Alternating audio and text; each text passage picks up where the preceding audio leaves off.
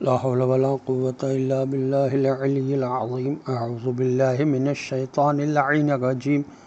بسم الله الرحمن الرحيم. وأخذ الذين ظلموا الصيحة فأصبحوا في ديارهم جاثمين. اللهم صل على محمد وآل محمد وعجل فرجهم.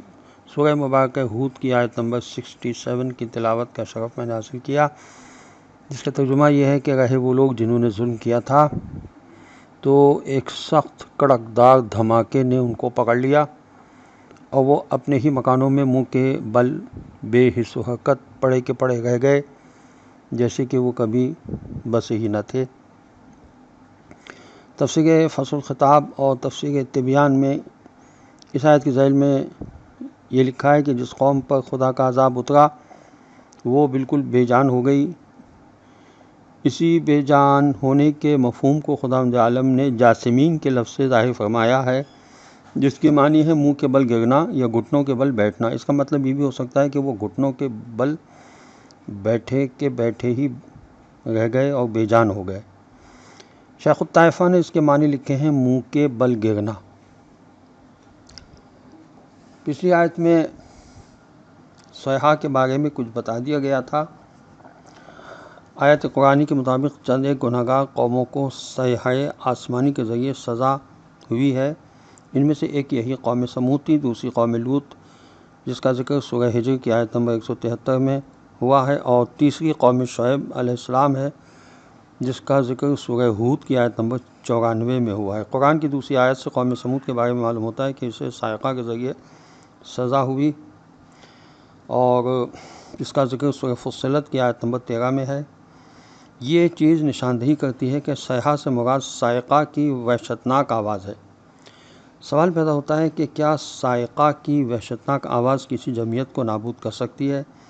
اس کا جواب مسلماً مثبت ہے، کیونکہ ہم جانتے ہیں کہ آواز کی لہریں جب ایک معین حد سے گزر جائیں تو وہ شیشے کو توڑ دیتی ہیں، یہاں تک کہ بعض عمارتوں کو تباہ کر دیتی ہیں اور انسانی بدن کے اندر کے آرگنائزم کو بیکار کر دیتی ہیں۔ ہم نے سنا ہے کہ جب ہوائی جہاز صوتی دیوار توڑ دیتے ہیں اور آواز کی لہروں سے تیز رفتاری سے چلتے ہیں تو کچھ لوگ بے ہوش ہو کر گر جاتے ہیں، یا عورتوں کے حمل ساقط ہو جاتے ہیں، یا ان علاقوں میں موجود عمارتوں کے تمام شیشے ٹوٹ جاتے ہیں۔ فطری اور طبعی ہے کہ اگر آواز کی لہروں کی شدت اس سے بھی زیادہ ہو جائے تو آسانی سے ممکن ہے کہ اعصاب میں، دماغ کے رگوں میں اور دل کی دھڑکن میں تباہ کن اختلاف پیدا ہو جائے جو انسان کی موت کا سبب بن جاتا ہے۔ آیت قرآنی کے مطابق اس دنیا کا اختتام بھی ایک عمومی صیحہ کے ذریعے ہوگا۔ ارشاد الہی ہے سورہ یاسین کی آیت نمبر 49 میں، ما ینظرون الا صیحۃ واحدہ تاخذہم وہم یخصمون۔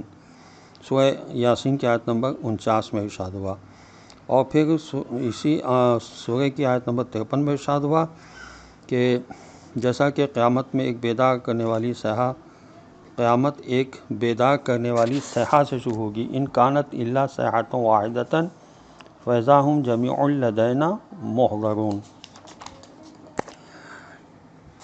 سزا صرف مادی پہلو سے نہیں بلکہ زیر بحث آیت سے اچھی طرح معلوم ہوتا ہے کہ سرکشوں اور طغیان گروں کی سزا صرف مادی پہلو نہیں رکھتی بلکہ معنوی پہلو کی بھی حامل ہے، کیونکہ ان کا رسوا کن انجام اور سرنوشت کا تذکرہ تاریخ کا رسوا کن کر دینے والا باب بن جائے گا، جبکہ اہل ایمان کا ذکر تاریخ میں سنہری حروف میں رقم ہوگا۔ یہاں جاسمین کا لفظ استعمال ہوا، یہ لفظ بروزن جسمہ سے ہے، یعنی گھٹنوں کے بل بیٹھنے کے معنی میں، اذا منہ کے بل گرنے کے معنی میں بھی آیا ہے۔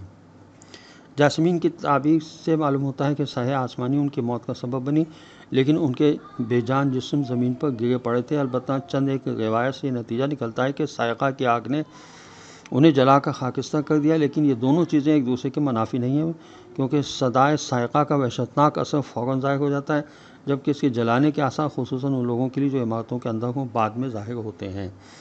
یغنو کا مطلب غنی کے مادے سے ہے، کسی مکان میں اقامت کے معنی میں ہے، اور بعید نہیں کہ غنا کا اصلی مفہوم بے نیازی کے معنی سے لیا گیا ہو، کیونکہ بے نیاز شخص مستقل گھر رکھتا ہے اور وہ مجبور نہیں ہوتا کہ ایک گھر سے دوسرے گھر میں منتقل ہوتا رہے۔ جملہ کأن یغنوا فیہا قوم سمود اور اسی طرح قوم شعیب علیہ السلام کے لیے آیا ہے۔ اس کا مفہوم یہ ہے کہ ان کی زندگی کا دفتر اس طرح سے لپیٹ دیا گیا کہ گویا وہ اس سرزمین میں رہتے ہی نہ تھے۔ والسلام علیکم ورحمۃ اللہ وبرکاتہ۔